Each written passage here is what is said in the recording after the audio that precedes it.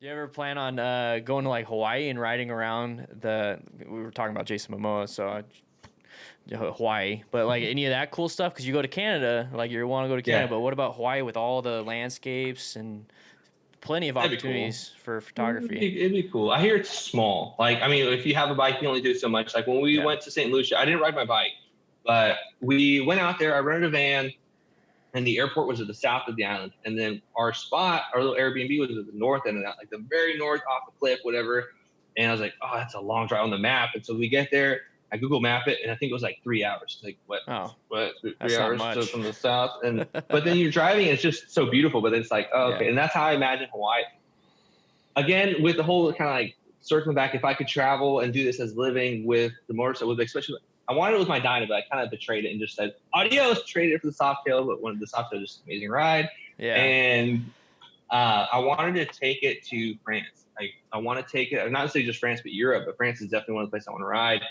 To Italy, to like all the Alps. I mean, just like all over Asia, really. But just if I could do that, just Are you, are you, I was gonna say, are you picking that because of the ride or because the camera pretty stuff? much everything. Like I can find pretty much something to photograph wherever I'm at. Like even Okay. though like recently back home, I went back to visit South Texas, which everyone from South Texas knows is the Valley. And for the people from Corpus who think that's part of the Valley, it's not. Just I like to put that PSA out there. It's Kingsville below, where it's we have like a ranch. It used to be an ostrich farm, and then we converted it to just a regular ranch style house. We got rid of all the fencing, and we have someone that comes and cuts the grass, and they take the hay bales. That's kind of like the agreement that we have. And they left the tractor there last time I was visiting, and I just kind of started exploring with night photography and light painting.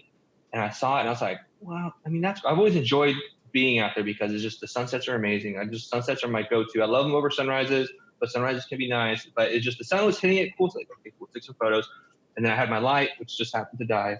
And I was like, cool, let me start painting it. And then I did the tractor. I had the tractor that we had. It was an international harvest, and then we had a hay bale and a million mosquitoes. And then I ended up overlaying a starry sky behind it, and it's just Hmm. so amazing. It's just I was showing my parents like, "Hey, Dad, look at this! Look what I did with your tractor."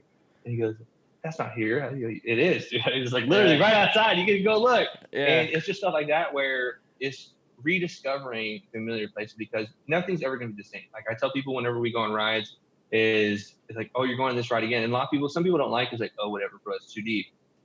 But it's how everything's changing. It's just so amazing that you can do one road in the summer. Cool, you're hitting it. But then you go in the fall, the trees are Yeah, changing, it there's a changes. breeze, Yeah. and it's just, dude, how can you not like to ride? That's why I tell people if you're new to riding, that's why I started this Facebook group where, if you're in this general 200-mile area of Central Texas, add in it because we're always riding. I think like on certain Sundays, it can go anywhere from 50 miles to 300. And it's just, come out, learn to ride, and we'll do big rides. And then some people are like, oh, I've never ridden with a big group. You come on up. And then we do the pre-meet ride. It's like, hey, if you've never ridden with a group, I'm going to be in the back. Feel free to come. And for those who like to ride faster, go in the front. You know the routes, etc. This is our meetup spot. If you get lost, just ride your ride. And then at the end of like, oh, bro, that's so amazing. I've never ridden with a group. I thought I was going to be super nervous. Like, you don't Hmm. have to be nervous. And pretty much being there for others when other people are kind of like, you have to be so good to ride with us. Like, dude, Hmm. bring them out, incorporate them into the group, let them be a part of the experience. And it's just, that's why I really like this. And then just telling them like, oh, we're gonna go ride this road again. Some people are like, oh, I don't want to. It's like, okay, cool. I'm gonna still ride it. I don't care. Yeah. Yeah. Just So you're always 100. trying to invite new people. You're trying to get Always, people always. always. I would say Good. all bikes welcome, and then all people, all riders, because some people show up on grounds and so forth, and it's like, okay, well, there's certain rides where it's like if you show up on a ground, it's like, hey, you're more than welcome to come, but if I happen to get excited, I may leave you for a little bit, but Yeah. I'm gonna slow down if I don't find you, and then you can find me along this road, and I'll tell them kind of like little maps. And for certain rides, I think we were doing the Sisters one time, where we were doing a lot, and then some people might run out of gas. Hmm. I printed out these little strips and said, hey, here's my number. And then Instagram, in case they, for some reason, didn't have it, they found it through a friend. Just call me and text me. So that way, if I don't see you at this point, I can at least hit you up, or you can hit me up, say, hey, where'd y'all go? This is where we're at. I always feel like it's my responsibility to be that productive or not productive, that positive impact on that person's first ride, especially if it's a ride like that, to where, hey, I like this road a lot. I may get excited and then I may leave you for a little bit. But then if it's a really technical road or we're in the middle of nowhere, It's, hey, this is where you can find me. This is my number. Or if anything happens, you know, one of your buddies goes off the road. It's like, okay. Did you take that from like when you started learning how to ride? You said your buddy would take you, and he took you from one on ramp to the next off ramp. Yeah. Did he do that for you? No, he kind of just said he followed behind me. So that way it was at my own pace. But I got that from one of the drag specialties dealer rides that I had the opportunity to go with Memphis Shades, where I was just like a kid in a candy store, and we were going all over. We went to like Valley of Fire, and I mean there were so many routes that you could go. I think it was like 3, but they were all in the middle of nowhere, like outside Las Vegas, so just a bunch of desert. And the person who had the follow truck was just like, hey, if you happen to run out, here's my number, and they have a piece of strip of paper and they give you a card, and it had major points of contact. That way you could do the person that was, I think, the HR person for the company, and then the actual follow truck. And then that really stuck with me, where it's a good kind of a, you know, tool to fall back on, where it's like, you know, with a lot of first responders, you fall back on your training whenever like high points of stress. And it's kind of like the same thing where I'll give you something, and a lot of people, when something happens, they reach for their phone. So I'll say, hey, put this with your phone, you know, in the same pocket. And that way it comes out. It's like, oh, I had this number. That's right. And then it may bring down the stress a little bit. Yeah. Yeah. So that's kind of what was a really good thing. Yeah. Because when I start getting low on gas, I'm like, oh, even though I know I still have like 50 miles, I'm like, bro, I'm going to run out. I'm going to die. But then it's having that safety net. So even if you don't have like a vehicle in the back trailing everybody, especially on one of these rides, hey, you know that if you have to, you can call somebody. That's really smart. I've never even thought of that. I've never been a part of a ride that did that. So yeah, you just taught. No, I'm just kidding. I'm learning a lot, dude. I'm learning a lot. Now you know. I know it's awesome. I'm gonna start incorporating that myself. And if anybody out there that's listening or watching this, that's not a bad idea. That's a really good idea. That's to keep people safe, and I think that's mentally safe too, because like you said, your heart's pounding, and you don't want your heart pounding if you're new to a group ride, and now you start making mistakes, and that's a big deal. Yeah, exactly. Yeah. And I think it's good because we were coming back from Dallas one time, and we were coming back roads because 35 just sucks. That's like our main bread and butter here in Texas, and it's just always congested. And I think it was Saturday evening or Sunday evening, something where like there was a big, the Stock Show and Rodeo, that's what it was in Fort Worth. And we were coming back, so it's like 100 people were probably going to be coming down 35. I said, no. We're going back, we're riding, and it's cool because a lot of our group knows that some people are up ahead, and I ended up going down this road, and everyone's following me, and then this buddy on my road glide comes up. He's just like, dude, turn around. I was like, oh, I missed the exit, my bad.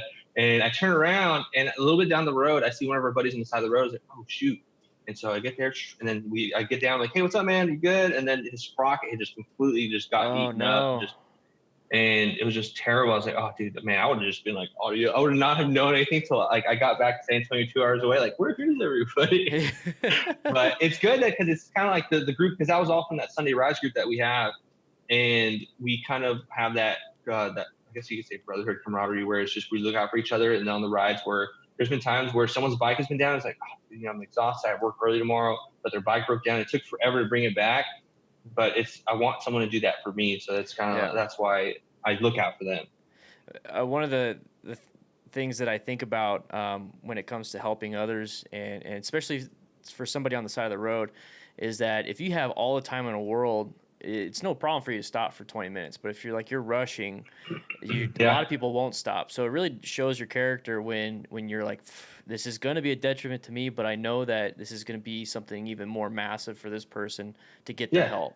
So that means that's awesome, man. I'm glad you think that way. I think there needs to be more of that in the motorcycle community, because 100%, a lot of the people I see, like when you said there's cliques, there's cliques at these little events. It's like, you know what?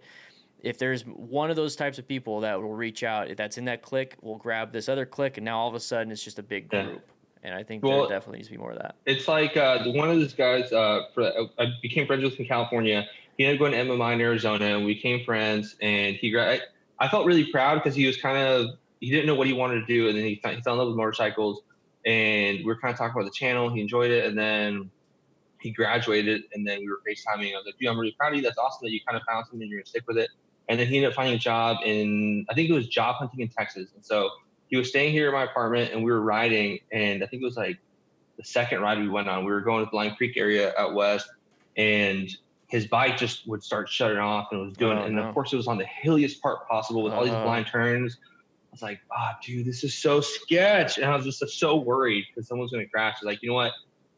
We had one of the guys at the street glide kind of run trail and just with his hazards, and we pushed up this hill, which is the most annoying thing ever. I was like, he couldn't have stopped at the top of the hill, and we pull on the side, and we were about 45 minutes from my apartment, and I was like, dude, I mean, you can get a tow truck, but I have my van if y'all are just trying to sit, and I'll just go and get it. I'll rip as fast as I can. And one of the guys said, hey, there's a gas station about 20 minutes up. What do y'all want? He took orders, and he went and got waters and stuff for everybody. And then I rode out, got my van, brought it up, and then we loaded it. And it was kind of like that whole, everyone was willing to help out. They're just like, bro, this is how it is in Texas? Like, no, dude, we got you, son. And it was really cool because then his mom, he was hanging out, and then his mom was like, hey, I want to talk to Connor or whatever. And she goes, hey, thank you so much for helping my son out. I was like, hey, of course. I mean, coming from Texas, I think that there's not quite as much of it, but from my upbringing, it's kind of like the whole Southern gentleman. I was going to say, yes, ma'am, no, sir. Yeah. And it's just that kind of mentality. It's, I don't know you, you don't know me, but I'm going to give you the most respect. And if for some reason something comes in my bubble where it offends me, and I'll be like, hey, this is offensive, don't do it, or I'll just walk away, But if it's something that's going to put me in danger, dog, you best believe I'm going to defend me and mine, baby. That's right. Yeah, I like that. And I think that came from your upbringing, man. I think the familial bond that you have, and then I mean, honestly, as a parent, that whole Sunday movie thing, it's just some people will think about that. It's just an event. It's whatever. It's the movies, but it's literally the bonding of we're side by side. We're watching something. We're enjoying something together, and it really does instill. Hey, family, people are very important, and I'm assuming that's where that's coming from. And that's awesome, dude. That's awesome. It reminds me when I was out, in the desert with my friends, 16 and 17-year-old, and somebody gets stuck with their really beat up truck. I mean, all like 10 of us are trying to we're bouncing on the tail bed, we're digging out, we're trying to get things out and going. And then you enjoyed it. I mean, you enjoyed having to deal with somebody getting stuck. But dude, that brings memories when you're talking about that on the hill. That sucks though. It does suck to do some work, but man, it's the memories that you get from that. Well, it's like with riding, where I think we rode one time. We had this event January 1st. It was a shop ride in Dallas, which is from Austin. I think at the time I was in San Antonio, so it's about 3 hours instead of 2. And it was supposed to be nice and sunny. And then I think 2 days before that night, a storm came in and just rain. And it stopped raining, but it was still like a slight mist. And then it was cold. It was like 40 degrees. And so we're just like, oh, we layered up as best as we could.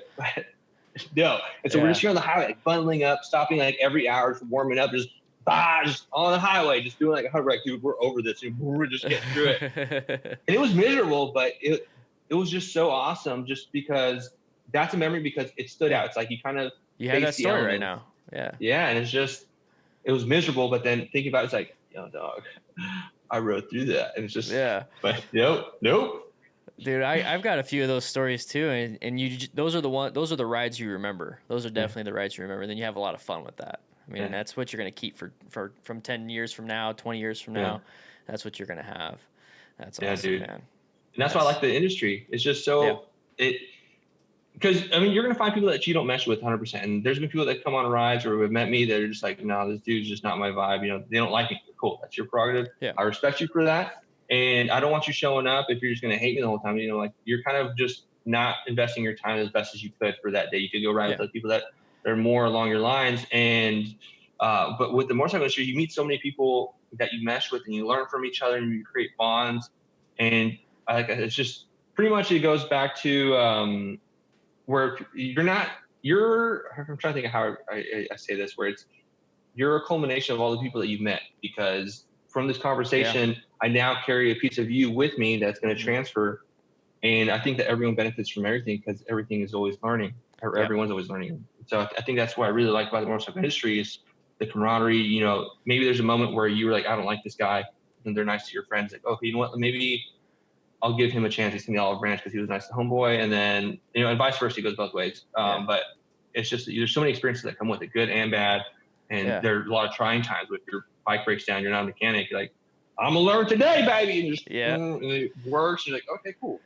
Yeah. Now the whole every person you meet is an experience, and you learn from that. That's Yeah. huge. That's what I do. That's why I want to talk to as many people as I possibly can. Different people.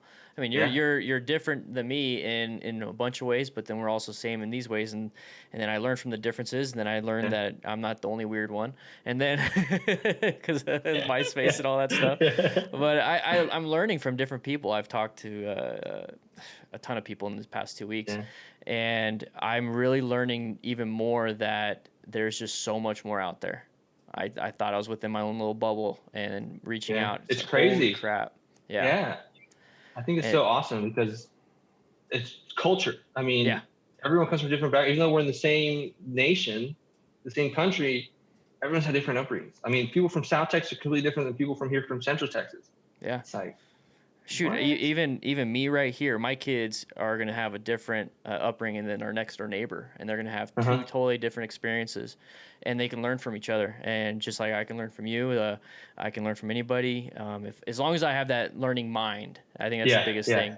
Because you're talking Exactly. about Yeah. how somebody will show up and they're just like, oh, not meshing very well, and it's a lot because of them, and it Yeah. maybe a little bit of you, but at the end of the day, if you Yeah. try, Yeah. if you're just trying, you'll Yeah, you'll because learn. I always like to think like, oh, I'm real open-minded, but there's some times where some people just after one experience with them, like, I just have this bad taste in my mouth. And they'll say something, back of my head, I'm just like annoyed, like, why are you even saying that? But then it's like, oh, I catch myself like, dude, that's not very a good neighbor of you. I was like, you know Yeah. what, I'm just gonna, oh, okay, cool. And then if they don't interest me or I don't have a question that I want to ask them, that's kind of whatever the word is to keep the conversation going or add to Yeah. it, contribute. Right. Like, okay, cool, I'm done for audio. Thank you, and cordially Yeah. leave. Yeah. But that's what I like about Instagram and yeah. YouTube is that I feel like I have 100 friends everywhere where, I mean, you share memes with each other that people comment and then you slowly start, form bonds, whatever. And I found like 100 future wives that I'm going to propose to at some point whenever I come across them. I know what you mean by the friend part. I can't say anything about future wives because I got mine. So Yeah, you got it. You got it. But I understand the friend thing. You'll start seeing the same. Did you hear that, person. honey? Don't get me in trouble, man. Don't get me in trouble. The whole friend thing, though, I get that. I really do. Yeah. You'll see the same person commenting and then they have the same personality as to what you're Yeah. doing, and then all of a sudden they show up to one of your things, and then you're like, oh man, it's so nice to see you. And it's not like a one-way thing where it's like, oh, are you Connor? It's like, hey, Connor, what's up? You're like, oh, dude, what's up? And then you actually enjoy it. So, well, it's like my first Iron Butt challenge. I was going to go. I had a couple buddies in New Mexico I met, and we were going to Vegas at one time when I was with Memphis Shades. James was the homie who was like, hey, you want to come with? I was like, dude, much love, dog. James Campbell, he's the man. But that's we were riding out there. I mean, the second I was doing my Iron Butt challenge, going up there, I posted it and I was like, hey, cool. Mostly just those guys will know that I was going to be up there at a certain time. And a couple people were like, hey, I'm actually in this town. I'll be down to meet up on your way up. I was like, cool. And then we kind of set some things up. But so I'm riding. I met this first guy like outside San Antonio. We meet up at 5 a.m. We're riding. And then outside Snyder, we meet this other guy.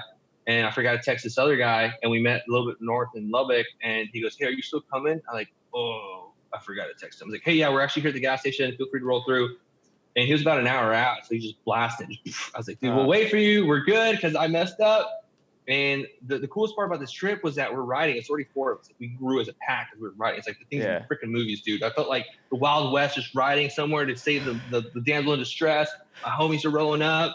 And then we're coming by, this dude came from New Mexico, the spot we were going to go. He drove an hour into Texas, and I can't remember where it was. And so he's hanging out on the side of the road. I'm texting like, hey, we're about to pull into the city. He goes, cool, I'm by this gas station. I'm on the side of the road. So I see the gas station talked about, it had a McDonald's next to it. I don't see him. Okay, cool, whatever. I'm like, maybe there's another one. And then I see him on the side of the road on his bike. Or I thought he was gonna be like just kind of waiting. He's on his bike, right? Helmet. His bike is running. I'm like, oh, I grab him, like, what's up? And then you see him in the mirror just get information. I was just like, bro, that was the coolest thing ever. Nothing's gonna beat it. It was just, oh, dude, I just felt like fanfare. I wish there was like 100 chicks on the side of the road, like, Connor. Dude, I'm like imagining. I'm like slowly getting closer in my chair, like, what's going on? And then just like following you with your story. I love it, man. I love it. What about a story channel? Dude, make a story channel or something. Make a podcast and just tell a story, everyone. You got so many See, stories. I think if I had a podcast, it would just be word vomit. I'd just be like, That's so what today, you podcasts won't are. believe it. I don't That's know, what. man. That's true. Yeah, there's some where I just complete trash. It's just, I'm like, what? But, well, like the photography one I follow, Uh-huh. I try not to skip it, but it's his like advertisements because it's Yeah. like, everything is sponsored. Where in the beginning it's like, or he'll cue in with like your books. Like, if you're ever doing taxes, well, get this. And when I'm like, oh, here it is. It's like the next 20 seconds. So sometimes I'll skip through it. But it's like, no, this dude saw it. I like his podcast. Let me just listen to it. And then it also helps where if I'm going to put on the podcast, I got to go to the kitchen and start cooking something real quick. I'm like, I got 20 seconds. Hurry up. And then I'll come back and say, okay, go. But yeah, it's just, I don't know if I can do a podcast. There's a storytelling, there's informative podcasts, there's all these different things. Yeah. I'm seriously like sitting forward, like trying to like be into your story, like put myself into it. That's what I'm trying to say. I am into it, but whatever, dude. yeah, I'm fumbling my words too. I'm fumbling my words. Real into it, dude. No, dude, I was like imagining like when you're doing the whole giddy up thing, and the dude rolls in behind you. It's like Tombstone, man. You have like I wish someone could plug in something and it would just record to a thing, because in my head, like with the music that's going, everything's so cinematic. It's just like, I mean, when something just resonates with me, like a moment or something, I get goosebumps all the time. Just like my eyes just dilate 100%. Luckily, I have a helmet so people can't see me. Like, oh, dude, seriously, I love it. Do it, man. And then like when I'm thinking out loud, and it's like you're doing the whole writing thing. All of a sudden, you put some backup noise or background noise of like riding in the storm or something, just like while you're telling the story. Maybe do some B-roll of just anything. And that'd actually be pretty dope. Dude, you could totally do that. And all you have to do is brain vomit. Yeah. And because I was following along, man. I'm following along. Anyways, that's just my little my thing that's popping up in my head. That's what I'm excited for. So, dude, I'm super excited. Excuse me, for all the stuff that you have coming up and what you have planned. I'm looking forward to that van. I'm looking forward to your business. I'm looking forward to hearing more stories. Where can people find you? Like your YouTube, Instagram. You said you had a Facebook group. At your apartment? Yeah. All right, put your address down. I'll put it in the description. No, I'm just kidding. Don't go to the apartment. I'll be like, who are you?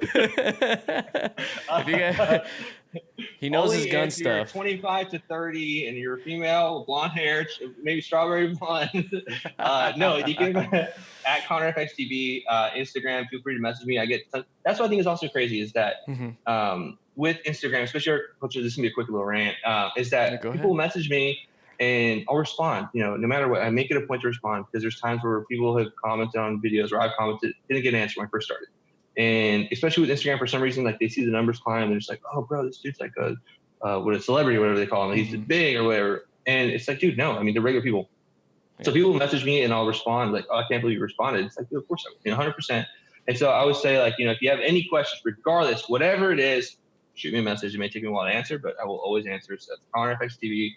And then the business is kr.digitalmedia. That should be dope. And then the YouTube for that one's just my name, Connor. Okay. But ConnorFXDB for YouTube. And if you have any questions, just holler. Awesome. At me, dude. I'll put that all in the description on YouTube, and then I'll put it on right underneath you. So that way people can definitely check you out and see your stories. Yeah. So, dude, thank you so much for being on the podcast. I really do appreciate it. I learned a lot. Yeah. No, thank you, man. I appreciate the opportunity. I enjoyed this. I really did. Awesome. I enjoy your videos, and it was cool to finally get face to face. Well, one of the dudes over here, New Braunfels, I think he moved out there recently.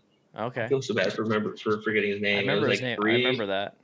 Yeah. He said he went out to one of your little getaways, your retreats, I think. And I met him at one of the shows the events, and he was just like, oh, damn. He started telling me about Discord when I first started my Patreon. And he was just, he told me a lot of good things. And I was like, cool, that's dope. And I always like to kind of hear from other people kind of how excited they are about a creator, content creator, whatever you want to label yourself as long as I just don't like influencer. I feel like, oh, he's an influencer. Like, no, I'm not. Move on, bro. I just make videos. Yeah. He's a cool guy. Yeah. Yeah. Solid. Awesome. Cool, man.